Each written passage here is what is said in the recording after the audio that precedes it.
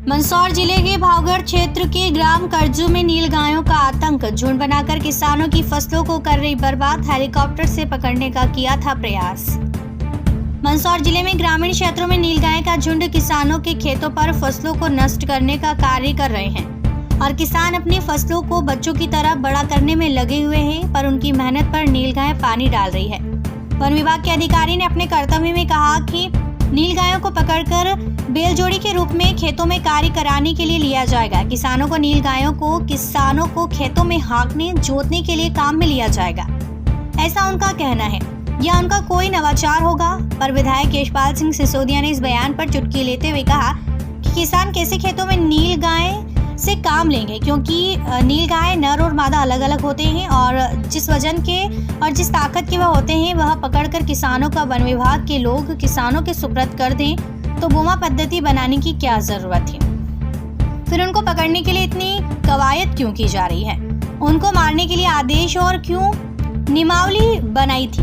और जिन किसानों को नीलगाय देने की बात कर रहे हो, खेती के लिए आज की तारीख में खेतों में बैलों की जरूरत ही नहीं पड़ रही है। सारा काम ही ट्रैक्टरों और मशीनों के माध्यम से हो रहा है और किसानों को नीलगाय दे देंगे तो किसान कैसे इसका इस्तेमाल करेंगे।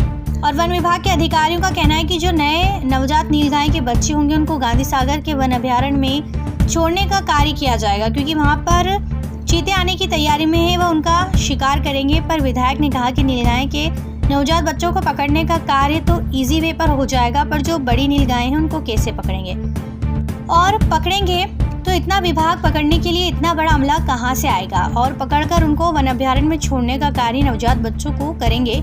और जो नया नवाचार किया जा रहा है वह करना भी चाहिए, पर इससे पहले नीलगायों को पकड़ने के लिए हेलीकॉप्टर का विभाग ने इस्तेमाल किया था। ऑस्ट्रेलिया बोमा पद्धति इस्तेमाल की गई थी। सुहासरा तहसील के सितामू सुहासरा के एरा गांव में इस्तेमाल किया गया था और वह प्रयोग असफल रहा। विधायक ने बताया कि चीता कभी छोटा जानवर होता है और काफी नाजुक होता है, वह बोमा पद्धति से पकड़ा जा सकता है, पर नीलगाय को पकड़ना इतना संभव नहीं है। और बोमा पद्धति से पकड़ा जा सकता है तो मध्य प्रदेश सहित पूरे भारत से नीलगाय का पूरा सफाया हो जाता। जब इस मामले को लेकर किसान भगवान सिंह अंजना से चर्चा की गई तो बताया गया कि सभी तरह की फसलें पूरी तरह नीलगाय का झुंड बर्बाद कर देता है और अफीम की फसल के दौरान हम लोगों को आसपास लोहे की जाली लगाना पड़ती है और रात में फसल की देखभाल करने के लिए रखवाली करनी पड़ती है।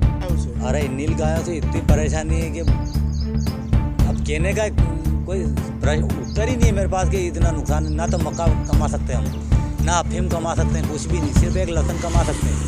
उसको भी इतने चारों तरफ से घूमते हैं लेकिन उसमें नुकसान कम होता है। लेकिन उड़द गेहूँ ये तो सब वोट ही है हमारे। क्या सरकार से कभी मांग करी कि इस तरह जो नीलगाय को पकड़ना चाहिए? सरकार से बहुत सारी बार मांग करी लेकिन कोई उत्तर ही नहीं मिला, उधर से कुछ भी उत्तर नहीं मिला। क्या झुंड में आती है इस तरह? हाँ, पूरा झुंड का झुंड घूमता है। क्या फसल बर्बाद होती है? पूरी बर्बाद क्या। तो किस तरह अफीम की तो आप लोग खेती करते हो, उस दौरान किस तरह से इनसे बचाव करते हैं? इनके बचाव के लिए हमको चारों तरफ से जाली लगाते हैं, लेकिन उनको भी तोड़ के अंदर घुस जाती है। रात में रखवाली वगैरह? रात को रखवाली करते हैं। क्या इनको पकड़ के अन्य जगह छोड़ना चाहिए थी, तो अब सरकार के हाथों में कि हम कितने को छोड़े। देखिए, मेरी जानकारी में आया है कि वन विभाग के एक अधिकारी ने इस आशय का नवाचार करने की कोशिश कर रहे हैं। उन्होंने जो वक्तव्य दिया है कि तो रोजड़ों को पकड़ करके और बैल जोड़ी के रूप में काम दिया जाएगा। किसानों को खेतों को हाँकने जोतने के काम में रोजड़े आएंगे, ऐसा उनका कहीं मंतव्य होगा या उनका कोई नवाचार होगा। लेकिन मैं कहना चाहूँगा कि रोजड़े किसान कैसे चलाएंगे? नर और मादा अलग अलग होते हैं, नंबर एक। नंबर दो, जिस वजन के जिस ताकत के वो होते हैं उनको वन विभाग वाले अगर पकड़ के ला करके किसान को सुपुर्द कर दे तो फिर बोमा बनाने की क्या ज़रूरत थी? फिर उनको पकड़ने को लेकर के इतनी कवायदें क्यों की जा रही है? फिर उनको मारने के आदेश का नियम और नियमावली है। और जिस किसान को आप रोजड़े देने की बात कर रहे हैं खेती के लिए, आज खेती में बैलों की ज़रूरत नहीं पड़ रही है। सारा का सारा काम तो ट्रैक्टरों से हो रहा है, सारा का सारा काम मशीनरी से हो रहा है। बुआई का काम मशीनरी से हो रहा है, करपई का काम मशीनरी से हो रहा है, मोटरसाइकिल से तक किसान अपने खेतों में खुरपनी करने का काम कर रहे हैं। तो ये किसान को अगर आप दे भी देंगे तो किसान इसका किस प्रकार से इस्तेमाल करेगा? उनका यह भी कहना है कि जो नए नवजात रोजड़े के बच्चे होंगे उनको पकड़ करके हम गांधी सागर के वन्यभान में छोड़ देंगे, क्योंकि चीते आने की तैयारी की जा रही है और चीते उनका शिकार करेंगे। रोजड़े के बच्चों को पकड़ना आसान है कि रोजड़ों को पकड़ना असंभव है।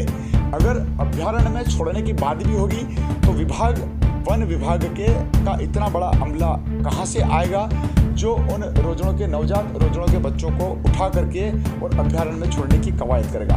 नवाचार किया जा सकता है, नवाचार करना चाहिए, लेकिन नवाचार फेल नहीं होना चाहिए। पहले भी रोजड़ों को पकड़ने को लेकर के हेलीकॉप्टर का इस्तेमाल किया गया था, ऑस्ट्रेलिया पद्धति से बोमा इस्तेमाल किया गया था, करोड़ों रुपए की राशि सुवासरा सीतामऊ विधानसभा क्षेत्र के एरा गांव में प्रयोग किया गया था, प्रयोग असफल रहा। चीतल को पकड़ने में बोमा का इस्तेमाल किया जा सकता है, वो छोटा और नाजुक जानवर होता है, लेकिन रोजड़ों को पकड़ने में बोमा पद्धति अगर सफल होती तो मुझे लगता है कि अब तक इस तरह से इस मध्य प्रदेश से पूरे हिंदुस्तान से जो रोजड़े हैं जो रोज आते हैं खेतों में उनका प्राय समाप्त हो जाते हैं।